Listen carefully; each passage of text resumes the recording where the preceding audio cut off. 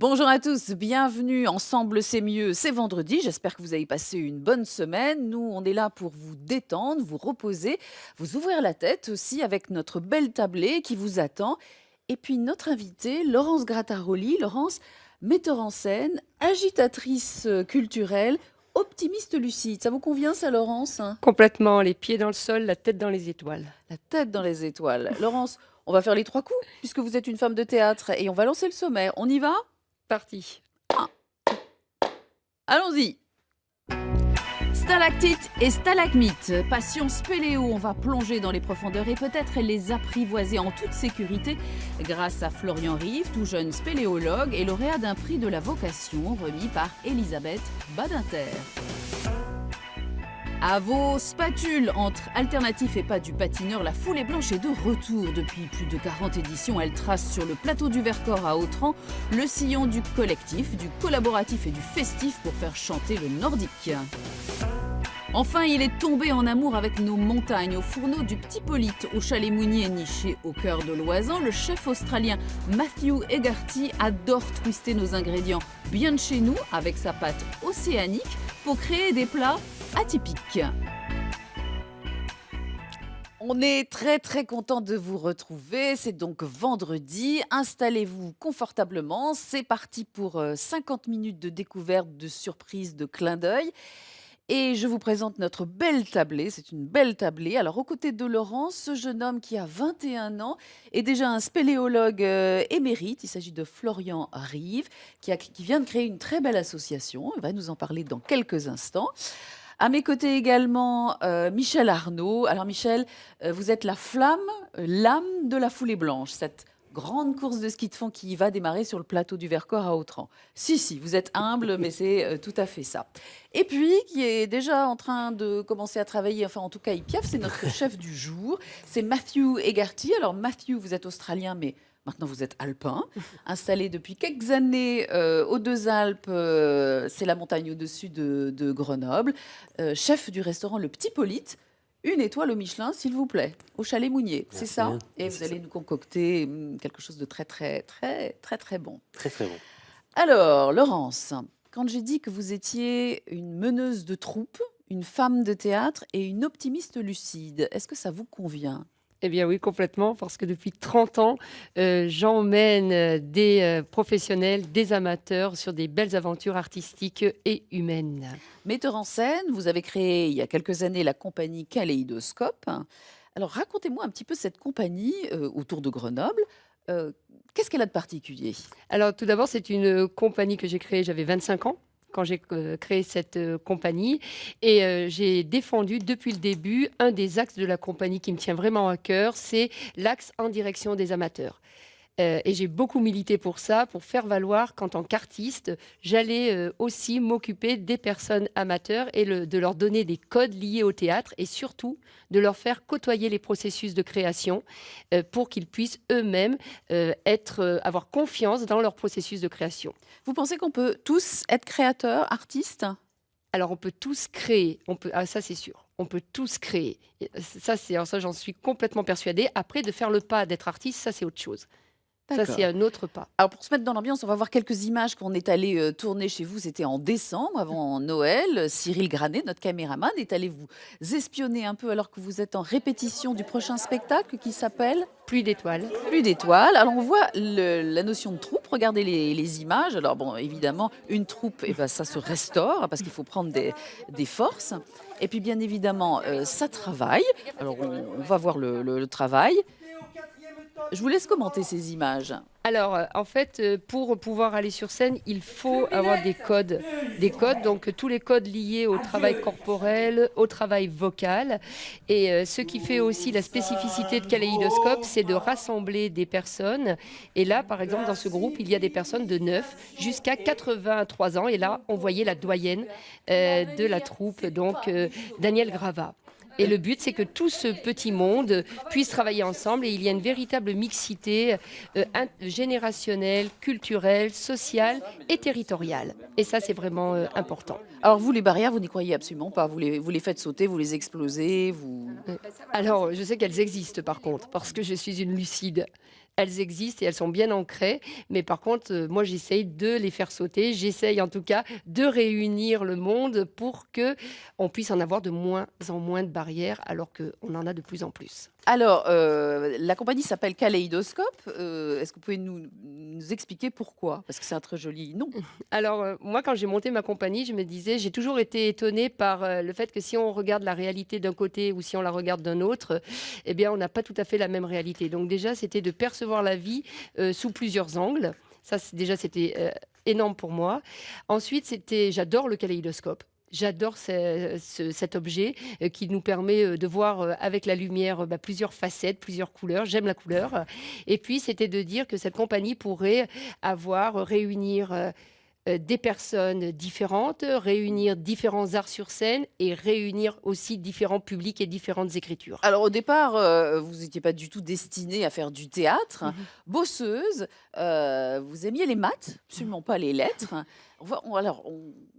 Première petite surprise, on a trouvé un sujet qui vient du plateau mathésin. Alors le plateau mathésin, pour les téléspectateurs, c'est au-dessus de Grenoble, un endroit où il y a quelques années, il y avait les mines. On regarde.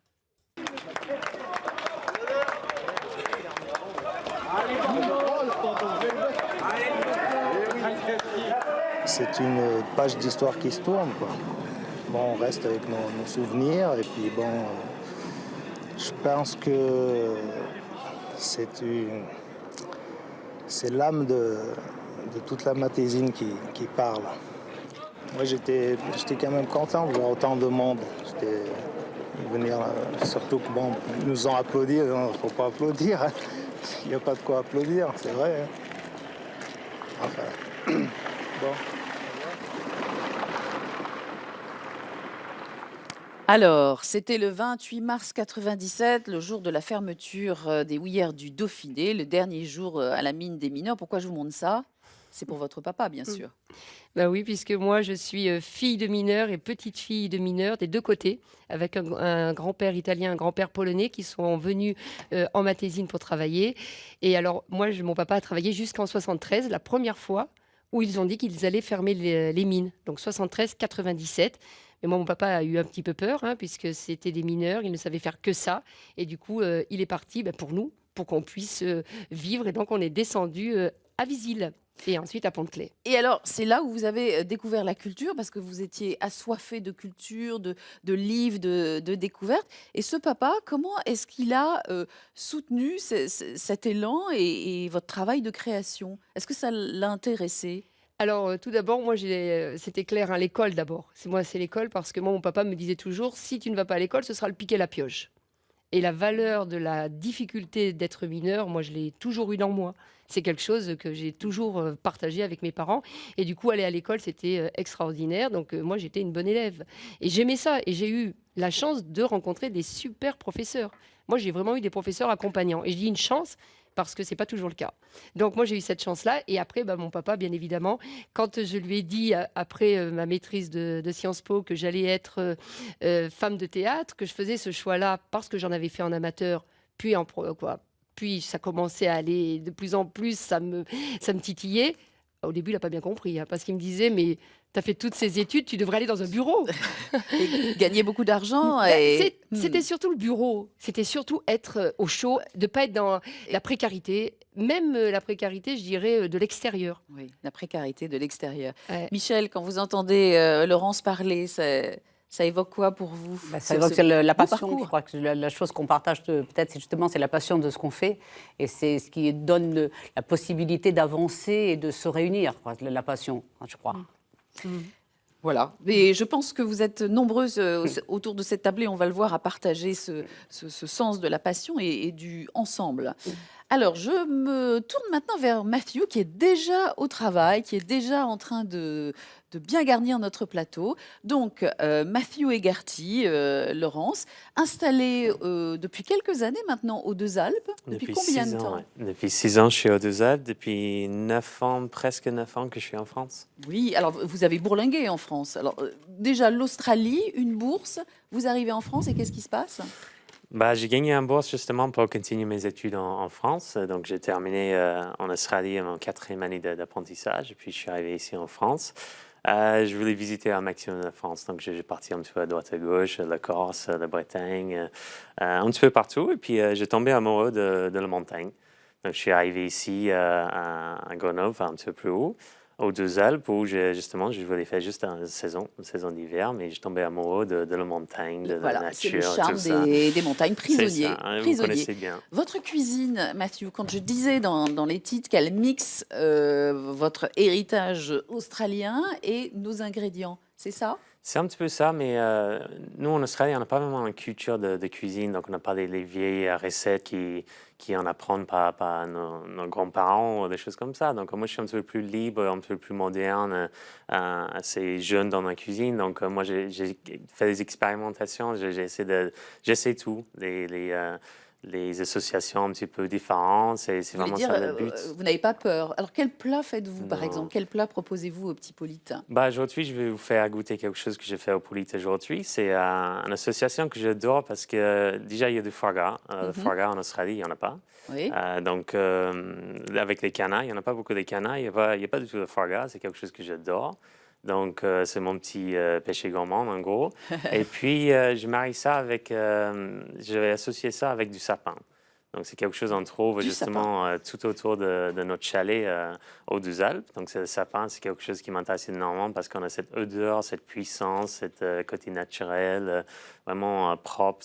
Ça marie très, très bien avec le foie gras. Donc, je vous fais goûter quelque chose que j'ai fait aujourd'hui au Polite. Bon. Et puis, on parlera tout à l'heure du chalet Mounier, ce très beau chalet où vous travaillez, cette famille incroyable installée là Absolument. depuis 140 ans.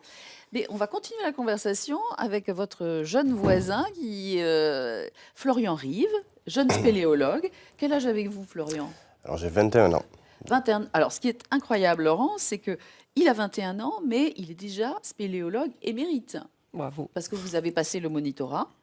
Alors effectivement, j'ai tout d'abord passé des diplômes fédéraux au sein de la Fédération française de spéléologie, Oui. qui m'ont permis de commencer à encadrer dans le milieu bénévole.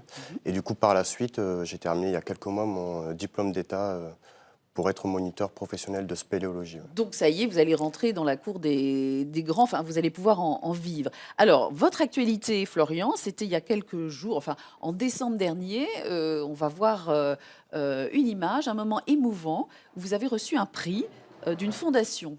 Expliquez-moi.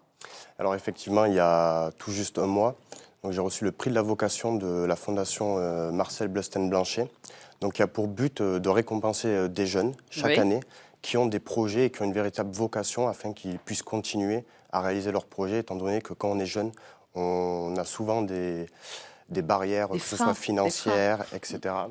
Voilà, donc ça rejoint un peu ce qu'on parlait. Et du coup, cette fondation a pour vocation aussi du coup, à aider les jeunes afin de réaliser leurs projets, leurs rêves pour qu'ils soient aussi épanouis professionnellement. Alors, on a vu une photo, c'était Elisabeth Badinter, puisqu'Elisabeth Badinter est la présidente de ce prix. Et voilà. Et donc, c'est des jeunes de moins de 30 ans qui viennent de tous horizons, horlogers, chefs d'orchestre. Et donc, le prix, vous avez touché de l'argent, je crois, on peut le dire. Oui, Le prix, exactement. combien? Donc le prix, en fait, il est décliné par une première action qui est une bourse de 8 000 €, donc qui permet à financer des projets professionnels qu'on a présentés à la Fondation avant d'avoir le prix. Et par la suite, la Fondation est là pour nous soutenir tout le long de notre vie. Voilà, c'est ça. Il y a un accompagnement pour l'aider dans sa vie en général. Voilà. Alors, le virus de Bravo. la spéléo, c'est venu comment? C'est Alors, papa?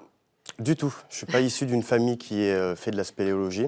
À savoir qu'en plus, en France, il n'y a pas énormément de pratiquants de la spéléologie. On a environ 7 500. Oui. Donc, c'est quand j'étais jeune au collège, j'allais visiter souvent des entrées de cavité, proches de chez moi, vers Montpellier. Et j'ai toujours été curieux. Je me suis dit, mais qu'est-ce qu'il peut y avoir derrière Qu'est-ce qu'il faut aller explorer? Et du coup, je me suis rapproché d'un club de spéléo qui ensuite m'a initié vraiment à la spéléologie. Et du coup, ensuite, le virus est parti. Et de là, Et là, ça vous ne venez s'est de jamais créer une arrêté. association sur le Vercors, justement. Exactement. Mais suite donc à ce prix, ça m'a permis notamment de créer une association donc, qui s'appelle Terre d'Exploration et dont les buts sont de développer l'exploration spéléologique partout en France, mais aussi à l'étranger. Et on a une première action de cette association qui est de faire une expédition en Colombie pour faire de l'exploration spéléologique. Alors, ce que vous dites aussi, c'est que la spéléo, c'est le partage, hein, parce qu'on ne peut pas descendre dans la terre tout seul. Hein, c'est ce qui vous relie certainement, Michel, Laurence, Florian et Mathieu, c'est ce partage. Et ça, vous avez ça à cœur. Oui, c'est très important parce que la spéléologie, c'est pas une activité individuelle et le partage, c'est aussi le maître mot. D'ailleurs, on dit souvent pour définir l'activité qu'on découvre, on explore et on partage. Et ça, c'est vraiment important. Et moi, ce qui me tient à cœur aussi, c'est de le partager au plus grand nombre de personnes pour vraiment qu'ils puissent connaître cette activité qui est unique et qui est très enrichissante, et notamment envers les jeunes, car cette activité apporte beaucoup de choses, aussi bien c'est du sport, de la science, c'est du partage, c'est une multi-activité en fait. Laurence, vous êtes admirative? Oui, mais alors c'est quand même rigolo parce que moi Oui. j'ai fait de la spéléologie vers le lac de Salagou, vers Montpellier. Oui. Voilà, donc voilà, c'est que voilà, j'en ai Et ça fait. vous a laissé un souvenir impérissable? Ah oui, impérissable, mais c'est les décors. Ah, moi, j'ai sensible au beau et j'ai découvert voilà, à l'intérieur des choses magnifiques. Et je me disais toujours, un jour, il faudrait que j'en refasse. Voilà, c'est peut-être l'occasion. Alors, cette expé, vous allez partir bientôt en pré-expé, hein, si j'ai bien compris. Là, en février, c'est... Exactement, en février, on part 15 jours pour faire une pré-expédition, vu Oui. que c'est quand même assez lourd en termes de logistique, d'organisation. Donc on part 15 jours en février afin de préparer, de prendre contact avec les locaux, de repérer sur des GPS les zones géographiques à potentiel de découverte, etc. pour ensuite, en 2020, faire une expédition nationale. Avec un grand monsieur, un grand spéléologue, hein, dans cette expédition. Alors il y a plusieurs spéléologues, Ah bon, alors, excusez-moi, j'ai inventé. Oui. Bon, mais et tous déjà, spéléologues sont des grands spéléologues. Comme tout humain est un grand humain. Michel, le plateau du Vercors, c'est aussi, bien sûr, c'est le ski de fond, mais c'est aussi truffé de cavités, et donc de spéléologues. Ah oui, ça, je crois qu'il y en a beaucoup. Et il y a notamment le gouffre berger qui attire énormément de spéléologues, hein, bien sûr. Et ça vous a jamais tenté, au milieu du ski de fond, de Alors là, plonger un petit peu? J'ai un peu quelque chose d'anormal, c'est que je m'occupe de quelque chose qui est du sport, et pourtant je ne suis pas sportive du tout. Donc c'est vraiment uniquement le fait de travailler dans un groupe qui me passionne, de travailler ensemble pour réussir ensemble, parce que sinon je ne pratique pas du tout. J'en parle beaucoup mieux que je le fais, c'est ce que je dis toujours. Donc on vous verra pas de sitôt sur les planches, Non, alors. non. Alors, c'est le moment de procéder à notre tirage de cartes, Laurence, mais vous allez tous intervenir. Je ne sais pas si vous voyez bien mes belles cartes, et vous allez me dire laquelle vous choisissez. Vous m'arrêtez quand il y a... Celle-ci. D'accord. Hop, Farandole. Farandole. Farandole. Alors, qu'est-ce que ce mot évoque pour vous? Ah la fête. Ouais. La fête, être ensemble pour finir une belle fin de soirée. Oui. Pour les fins de soirée, les farandoles, on les fait à ce moment-là. Et moi, je suis une festive, hein. J'adore ça. Donc, j'adore faire la farandole. Et puis, dans une troupe de théâtre, c'est le lien aussi? C'est le lien. Et puis, ça permet aussi de rassembler toutes ces personnes ensemble pour faire quelque chose. Donc, c'est un mot qui colle complètement à ce que je défends. Florian, est-ce que farandole vous évoque quelque chose? On ne fait pas des farandoles sous le sol? Encore que? Encore que si, ça dépend après bon l'interprétation, mais c'est pas forcément comme à l'extérieur, mais c'est des moments de plaisir et de partage. Du coup, ça peut s'apparenter à une farandole souterraine. Ça peut nous arriver, notamment quand on découvre de nouveaux réseaux. Donc c'est un peu comme une fête. Oui, parce qu'il y a 10% seulement du réseau sur la Terre qui a été exploré, c'est ça? Exactement, seulement 10% pour l'instant du monde souterrain est Vous découvert. avez encore du pain sur la planche. Michel Farandole, est-ce que c'est un mot qui vous parle, que vous aimez? Oui, c'est se tenir la main. Je ne peux pas se lâcher la main et aller ensemble dans un même but. Donc c'est ça pour moi, c'est surtout de ne pas se lâcher. Mathieu, je sais que maintenant vous êtes parfaitement bilingue. Est-ce que farandole, c'est un mot que vous connaissez? Vous avez tort, hein, je suis désolé, mais je sais Non, pas ce que ça veut mais dire. vous parlez très très bien, avec un charmant Oui, accent. bien sûr. Donc farandole. Je ne sais pas ce que ça veut dire. Ben honnêtement. voilà. Comment est-ce qu'on peut définir une farandole? Eh bien, c'est des personnes qui se tiennent la main les unes avec les autres et puis qui bougent dans un espace, soit en dansant, soit en marchant. Voilà. Dans un esprit festif quand même, un esprit joyeux. peu une comme Un farandole. esprit joyeux. Un petit peu Alors- comme la cuisine chez nous, quoi. Bah oui. La belle Je suis- farandole de dessert. Une farandole de dessert, mais oui, Oui. exactement. Bravo, Laurence. Laurence, j'imagine que quand vous réunissez votre troupe, vous avez des petits rituels. Mm. Alors, est-ce que vous pourriez nous montrer un petit peu comment on se met en forme avant d'attaquer le travail ou de jouer sur scène? Parce que comme ça, on sera encore plus en forme pour continuer l'émission. Alors, quand on fait du théâtre, on a une mise en forme corporelle et vocale. Donc, si vous voulez, je peux vous faire une petite démonstration. Vous faites Eh avec ben, moi. on y va. Alors, on se lève un petit peu, on se met debout. Matthew, vous pouvez participer si vous avez le temps. Vous faites comme vous Voilà. voulez. Donc, c'est important, c'est les 2 pieds parallèles ouverts de la largeur du bassin en position de base. Oui, bien ancré. Voilà, bien ancré dans le sol. Ensuite, on fait une petite douche pour réveiller le corps. Alors, on y Une va, on douche. frotte les mains. Ensuite, les bras, poitrine, thorax, le ventre, les cuisses. Et normalement, on descend jusqu'au tibia, derrière les tibias, derrière les Au genoux, revoir. derrière les cuisses, les fesses, le bas du dos, les épaules. Ouais. Une fois qu'on est là, hop, on va bailler et s'étirer. Allez, bailler, ça fait du bien. On détend. Voilà. Ensuite, on fait des grimaces pour détendre Ah, ça, c'est les super. muscles du visage. Ah, ça, Alors, c'est en super. grimace. Parce que d'habitude, on Voilà, n'a pas le en droit. grimace, on n'a pas le droit. Donc Non. là, on a le droit. Ensuite, on fait une petite sirène. Alors, vous imaginez le bon plat que va nous concocter notre Mathieu. chef cuistot. Et avec votre main côté directeur, donc droit si vous êtes droitier, gauche si vous êtes gaucher, vous allez faire, après moi, Mmh. mmh, Mmh. mmh.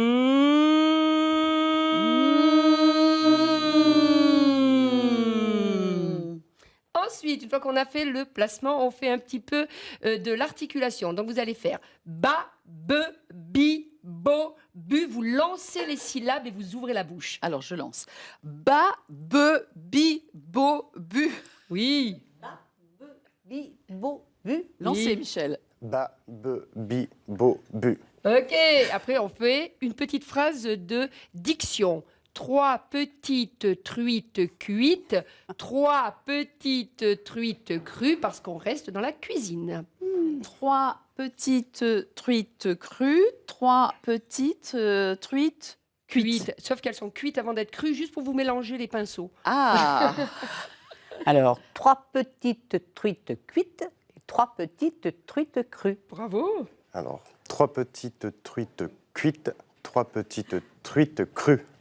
Matthew, vous vous sentez de vous lancer? 3 petites truites. 3 petites truites cuites, 3 petites truites cuites. Yes! Bravo! Non, bravo, parce qu'en plus, il bosse. oui, c'est compliqué. Alors, il y a un truc qui vous énerve vraiment, Laurence. Vous pouvez vous rasseoir, hein, bien évidemment. Soyez confortable. C'est le micro qui est tombé, on va le ramasser ou quelque chose.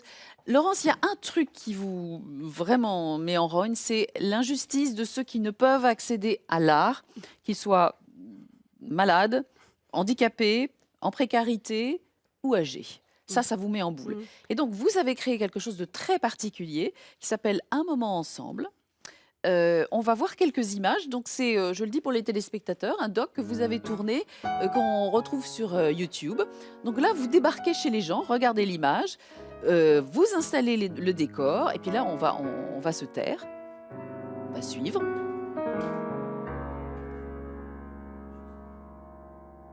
Elle est venue. Oh là là. Alors nous serons vraiment au théâtre. Ah ben oui.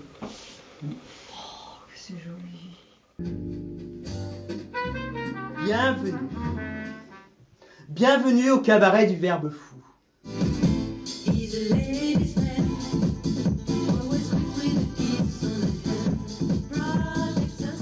Un peu. J'étais surprise par vos capacités d'adaptation, de transformation, vraiment un peu émerveillée. Parce que l'endroit ne s'y prêtait pas particulièrement, ce n'était pas prévu pour, pour des comédiens, il n'y avait pas de scène, et avec le mobilier existant, vous êtes arrivé à monter quelque chose qui était très technique finalement. Alors, elle s'appelle comment, cette petite dame? Elle s'appelle Marie Dehaut, Et elle a quel âge? 100 ans. Incroyable. Donc 101. 101. Et donc, C'était l'an elle va dernier. bien. Bah, écoutez, on la salue, Ah on oui. l'embrasse, hein, si elle regarde cette émission. Il y a tout un protocole pour passer un moment ensemble. Expliquez-moi comment... Parce que c'est très réglé comme du papier à musique, hein. Alors, voilà. Tout d'abord, ce projet, je tiens à le signaler, on a pu le réaliser grâce au soutien d'une association qui s'appelle DIGI, Domicile Intergénération Isérois, qui est une association de partage de logement entre les seniors et les étudiants ou les plus jeunes. Et c'est aussi grâce à eux qu'on a pu réaliser ce projet parce qu'ils nous ont ouvert les portes des seniors. Donc moi, j'avais ce projet vraiment, je voulais réaliser ce projet, mais je ne peux pas rentrer comme ça chez les sûr. personnes. Donc les 25 premières représentations ont été faites avec le soutien de cette association. Du coup, on arrive chez les personnes et on ne les connaît pas et on ne connaît pas leur intérieur. Vous Du- n'avez pas repéré avant? Non. Non, non, non, on ne repère pas et du coup, on a créé un décor qui est qu'on peut poser partout. Et moi, Ah. je voulais que ce soit un vrai spectacle. Donc pas du conte ni de la lecture, pas que je n'aime pas ça, mais moi je voulais vraiment apporter le spectacle vivant chez ces personnes-là. Et du coup, grâce aussi aux compétences des deux partenaires avec lesquels je travaille, donc Phil Denis et Wally Brick, comédiens dans la compagnie, eux se chargent de la mise en place du décor. Moi, je parle à la personne qui nous reçoit, donc pour aussi la mettre en confiance, même si elle a été mise en confiance avant par Oui, oui, c'est tout l'association. Elle tout un sait qu'on cheminement. arrive. Hein. Et du coup, on se prépare, ça dure, allez, c'est une heure et demie de montage. 1 heure et demie de montage. Et puis ensuite, on joue. La personne a invité peut-être un voisin, une dame de compagnie. Si elle a de la famille autour d'elle, peut-être sa fille, son fils. On va laisser découvrir les téléspectateurs peut-être sur votre site, hein, un moment ensemble. Vous avez des dates prévues et vous vous adressez donc à tout le monde. Je me tourne vers Matthew qui a continué à travailler. Matthew, c'est le moment de notre deuxième échange. On peut peut-être parler du chalet Mounier où vous avez planté la tente depuis combien de temps Le chalet maintenant? Mounier, voilà, un très grand chalet aux Deux Alpes, donc Oui. un des plus vieux des premières. 140 ans en fait cette année. Dans la même famille. De la C'est-à-dire même que la même famille, famille tient cet établissement depuis 140 ans. Et on voit la photo, alors Depuis voilà, tel 140 qu'il est ans. aujourd'hui, en majesté. Et puis, il y a 140 ans, cette belle comme ça, bâtisse. ouais. Voilà, c'était comme ça. Presque le même temps qu'on a découvert Voilà. l'Australie en fait. Bon anniversaire au chalet Mounier et à la famille Mounier, parce que c'est en ce moment l'anniversaire et c'est donc la Exact. fête. Revenons à la recette. Alors, Alors, ce que je voulais vous préparer, c'est un petit, on va dire, un découvert. Donc, quelque chose, moi, j'ai découvert quand je suis arrivé en France, donc le foie gras. On va associer ça avec quelque chose un petit peu particulier, donc du sapin qu'on trouve partout normal Oui. en montagne. Donc, c'est quelque chose que j'adore faire, c'est d'aller chercher du sapin, des produits, les fleurs, les herbes dans la montagne. C'est juste magnifique, surtout en été. Mais en hiver, on a cette belle arbre qui dure tout l'hiver avec un très puissant odeur, goût, un bon fraîcheur, tout ça, qui se marie très bien avec le foie gras. Donc, ce que je vais préparer, c'est un petit poêlage du foie gras. oui. Donc, on est autour de la canard, donc canard sucré salé. On a un petit peu de canard fumé, qu'on fume nous-mêmes au chalet, bien sûr, avec les échalotes noires. Donc, c'est en fermentation d'échalotes pendant 40 jours dans l'eau salée. Oui. On a les mini pommes que je vais cuire au jus de pomme avec un petit peu de malt. Notre fameux bouillon de sapin. Oui. Donc, je ramasse un petit peu de sapin autour de chez nous et je laisse infuser simplement dans l'eau. Donc, D'accord. sortir vraiment le côté aromatique de sapin sans être dans des amertumes. Et puis, voilà, je vais rouler le tout dans un petit lamé de pomme. Donc, ça, c'est un petit pomme rouge bio que j'ai cuit simplement dans un gastrique, donc un vinaigre de cidre avec un D'accord, petit c'est pour peu ça de qu'il y a sucre. cette couleur. Et c'est naturel, C'est déjà la couleur très, très naturelle, joli. oui. Comment je fais poêler une escalope de foie gras? Je ne sais pas vous, mais moi, j'ai jamais osé mettre une escalope de foie gras dans une poêle. Alors, le foie gras, c'est quelque Quel est le chose, secret? dans son nom, c'est gras. Ça sert à rien d'ajouter de gras. Non. On veut quelque chose un petit peu vers la mi-cuisson. Donc, Oui. on ne veut pas pousser la cuisson trop longtemps. Un poêle bien chaud, une belle couche de sel par-dessus qui va aider la coloration, qui va Oui. donner le goût, qui va aider aussi dans la cuisson. Donc, un simple poêlage très rapide, aller-retour, bien Combien de coloré. temps? Ça dépend si le plat qui est bien chaud. Bon, Mais c'est comme quoi, c'est voilà. rapide. Chef C'est- cuisinier, c'est un boulot, il n'y a pas. Je ne Non, sais non, pas non, s'ils non. veulent nous livrer tous leurs secrets. On vous laisse poêler ce foie gras Merci. sans le. Voilà. Et je me tourne vers Michel. Vous êtes gourmande, Michel? Ah oui, oui, gourmande et j'adore faire la cuisine aussi. Bon. Parce que ça aussi, c'est ensemble aussi, à la cuisine. À la aussi en cuisine, c'est partage du avec tout le lien, monde. mais vous C'est avez ça. raison. Ouais, La cuisine met en lien, Ouais, absolument. tout à fait. Alors, quand je vous ai présenté, j'ai dit que vous étiez l'âme et la flamme de la foulée blanche. Mais si, j'insiste. Donc, la 41e édition va démarrer.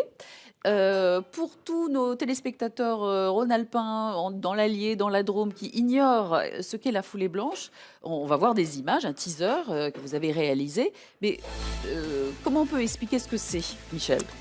Bien, c'est donc une course de masse, hein, Oui. puisqu'on arrive à réunir sur 4 journées pratiquement jusqu'à 8000 participants qui vont des tout jeunes enfants primaires jusqu'aux seniors, puisque c'est un sport qui permet à tout le monde de le pratiquer assez loin. On a des personnes âgées, nous aussi, qui le pratiquent. Donc c'est surtout, et c'est dans un décor qui est quand même aussi, je vais faire un peu de chauvinisme, c'est fabuleux quand même, le plateau du Vercors, c'est quand même un endroit, c'est la moyenne montagne avec justement ces paysages doux et tout à fait agréables à se promener dedans. Voilà. Combien de personnes y participent? Je vous dis à peu près, on arrive jusqu'à 8000 personnes entre les différentes journées, que ce soit les foulées pour les jeunes, hein, puisqu'on a des journées spécifiques enfants, des collégiens lycéens, et après on a des journées classiques, et puis la grande foulée blanche, qui est quand même le moment phare de notre manifestation. Et c'est du ski de fond, il faut le Et dire. c'est du ski de fond, oui, Donc bien c'est, sûr. vous savez, là où le pied se décolle. Avec Et deux on, techniques. et on se casse la figure, parce que vraiment c'est très difficile pour l'équilibre. Michel, quand est-ce que la foulée blanche vous a attrapé et plus quitté? Alors, j'ai commencé, je l'ai toujours vécu depuis le début quand elle a commencé après, en 78. Et puis, j'ai petit à petit évolué au sein de cette association. Et pour en arriver, j'ai d'abord été directrice et puis j'en suis présidente depuis 2003. Et puis, j'arrive pas à m'en arrêter. D'ailleurs, je devrais m'arrêter, laisser la place à des plus jeunes, bien évidemment. Mais c'est un... Non, on c'est est pris interdit, dedans, Michel. On est pris à l'intérieur, c'est quelque chose qui fait partie de soi, quoi. C'est comme le théâtre pour vous. On est dedans et on a l'impression qu'on ne peut pas vivre sans ça. Donc, Il y a peut-être un secret, c'est l'incroyable investissement des bénévoles. On peut peut-être parler d'eux. C'est peut-être Bien l'un sûr. des secrets de la foulée blanche. C'est sûr. C'est la réussite totale de cette manifestation ne repose que sur leur présence. Parce que on est simplement dans l'association, nous n'avons que 2 salariés et même pas à temps complet. Tout le reste, ce sont des bénévoles. Et on arrive à en réunir jusqu'à 350 au total pendant les jours. 350, et qu'est-ce qu'ils font ces bénévoles? Ils font tout, et notamment des postes tout à fait ingrats, des fois, notamment ceux qui vont faire les traversées de route, par exemple, qui restent là plantés, à remettre de la neige chaque fois qu'il faut laisser passer une voiture quand on coupe la route, et puis après il y a des skieurs qui arrivent. Il y a ceux qui sont au fin fond de Gèves et qui assurent le ravitaillement du premier skieur qui va passer jusqu'au dernier, bien évidemment. Donc ils sont au froid et ça, mais je crois que tout ça s'est fait avec une telle ambiance que la difficulté passe après le plaisir de faire ça ensemble, justement. Oui, ensemble. Oui. Alors, on a une petite surprise pour vous, évidemment. On a retrouvé un sujet qui date d'une petite paire d'années. Vous allez voir que les tenues ont un petit peu évolué. C'était en 82. La 4e édition de la Foulée Blanche, qui s'est déroulée hier matin dans l'Isère à Autrans-Maude, a connu un succès populaire sans précédent. Si en 1979, 400 participants avaient répondu à l'appel des organisateurs, ils ont été plus de 10 000 à avoir pris part aux épreuves ce dernier dimanche. La Foulée Blanche est en train de devenir la vassalopette française. Cette grande compétition populaire n'a épargné aucune catégorie d'âge. Le ski de fond, un sport dont il est difficile d'évaluer l'engouement actuel, est sans aucun doute dans les années à venir le phénomène écologique dont le succès dépassera les espérances les plus optimistes. Phénomène écologique, Michel. Quel est le souvenir le plus fou au cours de toutes ces années, le plus marquant? Alors, moi, j'en ai un qui m'a marqué, qui me reste toujours en mémoire. C'est une année où, dans la nuit, tout le monde a été appelé à venir se rassembler au poste central parce que les dameurs renonçaient sur la difficulté de préparer la piste, tellement il y avait une tempête de neige énorme. Et on s'est tous réunis à 4 h du matin. et disait c'est pas possible, il faut qu'on annule, on ne peut pas le faire. Et ça paraissait absolument ahurissant d'annuler une manifestation alors qu'il y avait de la neige. Nous avons téléphoné à notre maire, qui était à ce moment-là le sénateur Jean Faure, et qui nous a dit, alors sans hésiter tout de suite, vous ne m'annulez pas cette foulée blanche. Et là, tous les hommes qui étaient désespérés, qui étaient vraiment à dire c'est fini, ont regardé leur chef de service, on s'est tous regardés, il n'y a pas eu un mot. Chacun est reparti sur son engin de damage, sur ce qu'il avait à faire, les banderoles étaient toutes par terre, tout était parti. Et tout le monde est reparti comme un seul homme dans un élan en disant d'accord, on doit faire et on va y arriver. Et ça, c'est une super image que j'ai. Et le lendemain matin, la tempête se calmait à 7h du matin et on a remis debout du mieux qu'on pouvait. C'était pas nickel, mais il y avait quand même la preuve que quand on veut réussir, il y a quand même aussi des possibilités de se dépasser. Réussir ensemble. Ouais. Alors, c'est le moment de l'émission où on se retourne un petit peu sur la semaine écoulée. Vous avez peut-être pris maintenant l'habitude, dans Ensemble c'est mieux, tous les jours, du lundi au jeudi, on vous propose un feuilleton en 4 épisodes avec un défi. Alors, cette semaine, regardez, il s'agissait de récupérer des arbres, au moins 30 arbres pour notre animatrice, pour aider une ferme solidaire à implanter sur son terrain, derrière son terrain, une forêt entière pour installer la biodiversité. Alors bien sûr, il a fallu se démener pour trouver ces arbres avec des pépinières. Et puis pari réussi en fin de semaine grâce au dynamisme de toute l'équipe. Il reste encore du chemin à parcourir puisque l'objectif c'était d'arriver au moins à 300 arbres. 300 arbres, pardon, excusez-moi. Laurence, la forêt, c'est un milieu qui vous parle ? Complètement, puisque moi j'habite dans une forêt, j'habite dans un chalet en forêt. Ah, on l'a pas fait exprès. Complètement, et j'adore me promener en forêt. Bon, alors je vous propose d'y rester encore un petit peu en forêt pour découvrir comment on peut, en respectant la biodiversité, faire du débardage. Ça se passe à Corsuet en Savoie et vous allez voir, c'est Tom et Vincent au travail.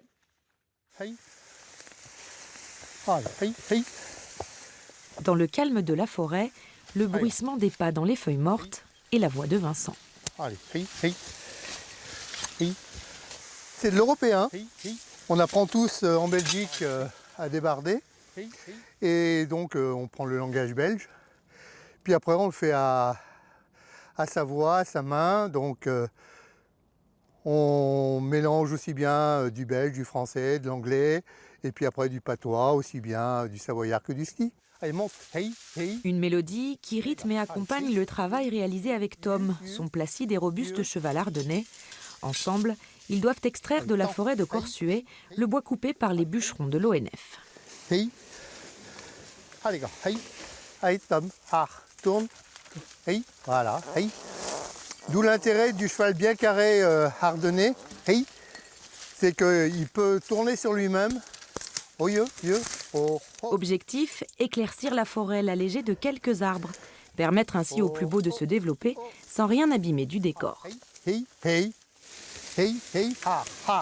on est sur un peuplement de pins. Le but, c'est de conserver cette ambiance forestière tranquille. En fait, on doit presque faire des travaux sans que ça se voit. Et là, le cheval, c'est vraiment l'idéal. Là où il est passé, dès qu'il y aura eu un petit coup de vent et que les feuilles qui seront ici seront remises en état, on ne verra même pas que quelqu'un est passé. Une méthode douce, choisie par la municipalité aixoise. Ces ateliers donneront bientôt une seconde vie à la cinquantaine de troncs ainsi traînés. Du passage de Vincent et Tom, ne resteront demain sur le chemin que quelques traces de sabots. Voilà, notre bouffée d'oxygène et de complicité, toujours avec Laurence Grattaroli, Florian Rive, Matthew Egarty, qui nous fait monter de ses odeurs extraordinaires, et Michel Arnaud, la flamme de la foulée blanche. Alors, Laurence, quand on vous a demandé, quand on vous a dit, quand on vous pose la question « Ensemble, c'est mieux », c'est qui ? Vous nous avez répondu Cyril Picot. Alors, Cyril Picot, vous m'avez dit, c'est mon mari, mon amant, mon ami, mon mécène. Eh bien, on accueille tout ce monde, Cyril Picot, à la tablée d'Ensemble, c'est mieux. D'un pas dynamique. Sur une musique choisie aux petits oignons par Laurence. C'est une farandole. C'est une farandole. Bonjour Cyril, Bonjour. bienvenue sur ce plateau. Bonjour. Alors c'est quoi ces lacs du Connemara?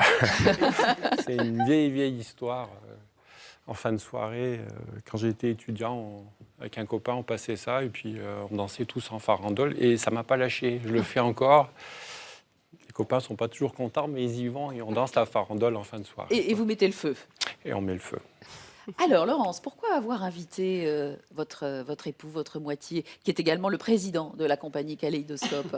Ben, ça coulait de source. Je pensais, quoi, vraiment, c'était juste s'il pouvait être disponible. C'était juste ça, mon inquiétude, et il a pu l'être, donc je suis vraiment heureuse. Ben, c'est une longue histoire, hein, puisque nous sommes ensemble depuis l'âge de 17 ans. Alors, bien sûr, la vie n'est pas toujours un long fleuve tranquille, mais c'est une très belle histoire, et ensemble, ça a été beaucoup mieux. Alors, on va voir une photo de vous, je pense à 17 ans, que vous nous avez confiée. Regardez comme ils sont jolis. Alors, on a été ça. Oh.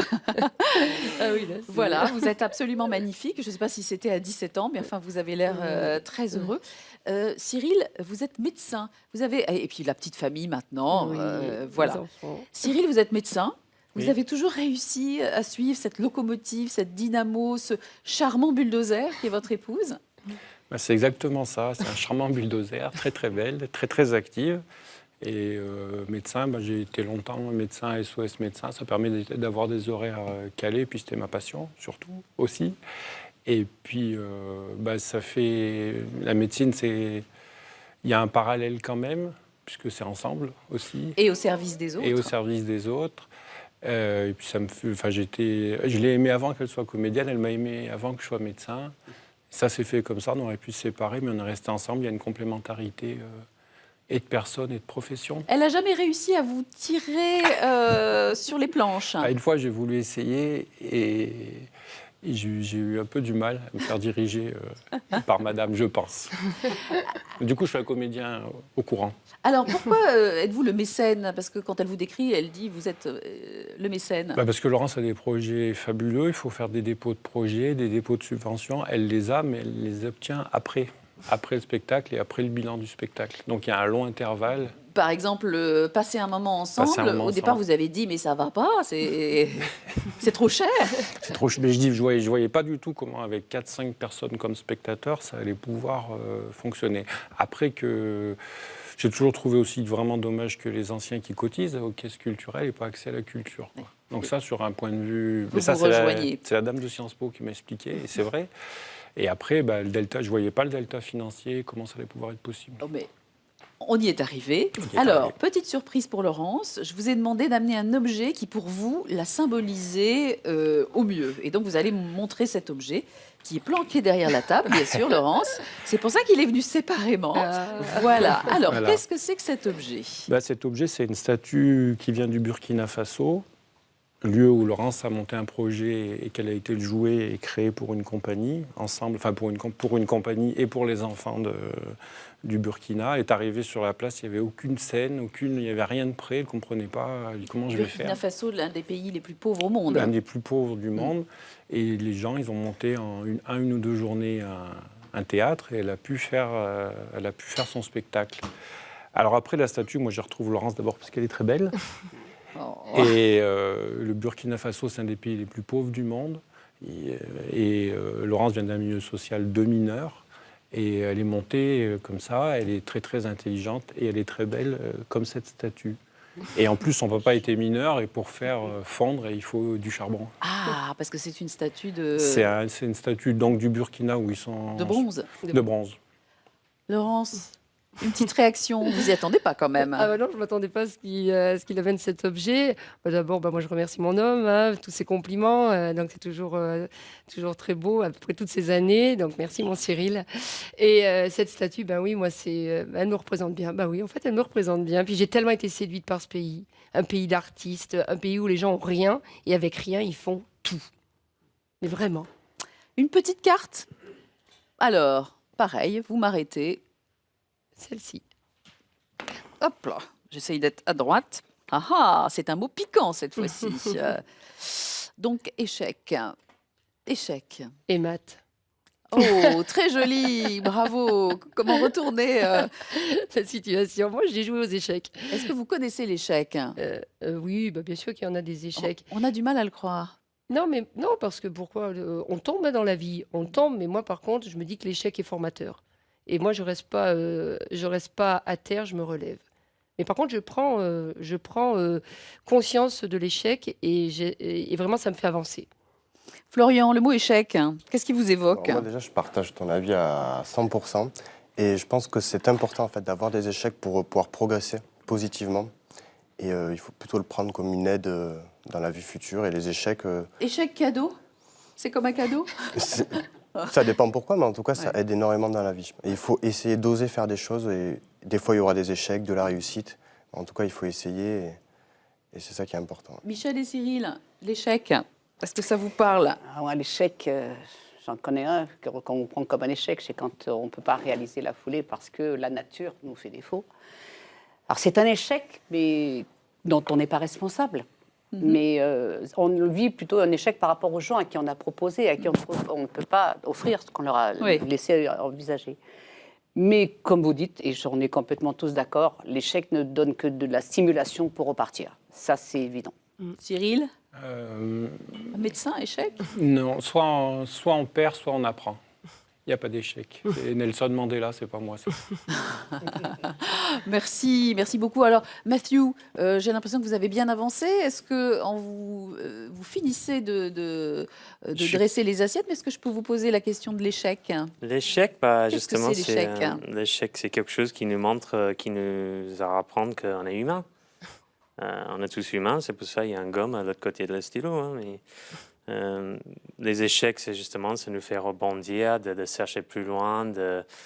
Ça peut nous arriver, justement, ça nous arrive dans la cuisine tous les jours. On a des échecs, on a des recettes qui ne marchent pas, des associations qui ne fonctionnent plus, des choses qu'on est obligé de poser des questions. Est-ce que c'est vraiment bon? Qu'est-ce qu'on peut faire pour avoir quelque chose de bon, quoi? Donc, l'échec, c'est normal, c'est humain. Et puis, voilà, il faut juste rebondir derrière.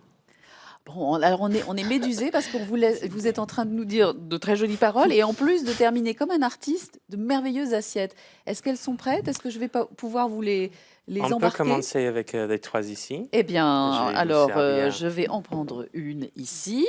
La caméra de Yann va venir en embarquer une. Vous avez des couverts sous la table, voilà. Et bien sûr, Yann va venir chercher. C'est beau. Une assiette. Tiens, Yann, je te donne celle-là. Voilà. Et c'est le moment de la dégustation, les enfants. Alors, dernier ingrédient pour le plat du chef, c'est le bouillon de sapin que je vais également vous donner avant de faire le jeu.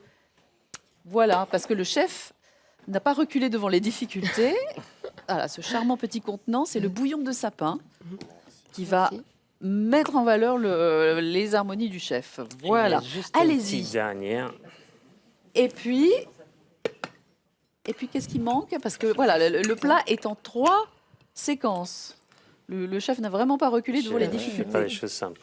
Non, pas les choses simples, mais c'est très beau. Donc des chips Des canards, donc la peau des canards qu'on a séché, on a croustillé, avec un petit peu de crème de foie gras au centre au sapin, avec les pommes fraîches au bière de sapin. Ok, allez-y, goûtez. Moi, je vais continuer Donc on met ça. Voilà. Versez le bouillon partout. Voilà. Est-ce que vous avez versé le bouillon? Voilà, je vous amène le petit sapin. Et je vais continuer à travailler. Alors, goûtez. C'est le moment du jeu, maintenant. Ceci n'est pas un terme de théâtre. La baignoire, le kabuki, la tragédie et diaclase. Si vous avez la réponse, c'est pas simple, tout ça vaut dico. Vous filez sur notre site aura.france3.fr. Et qu'est-ce qu'on gagne? Eh ben, on a la chance de gagner un menu suggestion pour 2 dans votre restaurant, Matthew, au Petit Polyte, au Chalet Mounier, aux Deux Alpes, à qui on renouvelle nos vœux de bon anniversaire, 140 ans pour la même famille. Donc c'est un menu suggestion. Et je ne sais pas si on va retrouver ce plat dans le menu suggestion, Matthew. Ça change assez souvent avec les petites inspirations que j'ai, les tendances avec les produits de saison et tout ça. Donc peut-être pas, mais il y aura certainement quelque chose autour de le sapin. C'est mon petit kiff, donc il y aura toujours. Voilà, alors qu'est-ce que ça donne? C'est délicieux. Alors, il faut dire, on n'a pas parlé de ensemble avec Matthew. Il a une brigade de 14 personnes. Et lui aussi, si jamais vous ne travaillez pas ensemble, on n'a pas ce magnifique symphonie. On est même plus que 14. On a 14 en cuisine. Voilà. À l'hôtel, on a 40 en total. Moi, j'ai besoin de chacun d'entre eux. Je suis le chef de la cuisine, mais j'ai besoin de tout le monde. J'ai besoin de mon plongeur, mon commis, mon chef de partie, mon second. Bien évidemment. J'ai besoin d'une très bonne équipe en salle, attentif et aussi inspiré que moi. Donc, ça, c'est mon travail aujourd'hui, c'est inspirer et motiver mon équipe. Et puis, avec eux, grâce à eux, je peux faire ces jolies places et ces jolies cuisines. Merci beaucoup. Alors, je vais vous laisser terminer de déguster et prendre congé. Michel Arnaud, on vous souhaite une magnifique foulée blanche. Merci. Cyril, merci d'avoir amené et parlé de la Dame de bronze. Laurence, une pluie d'étoiles. Continuez à faire ce charmant bulldozer, on en a besoin. Florian, vous nous envoyez une petite carte de Colombie là quand vous partez. Avec plaisir. Et puis on rappelle le titre de votre association. Donc, Terre d'Exploration. Terre d'Exploration. Matthew, merci d'avoir relevé le défi en 3 temps. Je vais commencer à déguster cet excellent plat. Et puis quand même, il faut que je vous parle de lundi. J'ai encore un petit peu de travail. Le sommaire de lundi, vous retrouvez tout frais et reposé Karine Tessandier et Alain Faurite. Alors au menu, on parlera des scopes, des librairies en scope, du lactose, de comment éviter les odeurs en cuisine, Matthew, bah oui. Et puis de feuilleton nous fera voguer sur les eaux avec des marins, je vous en dis pas plus. Excellent week-end à vous tous. Très très bonne journée, moi je vais goûter. Et à vendredi pour une prochaine tablée, aussi excellente que celle-ci. Merci. Alors, qu'est-ce que c'est ça ?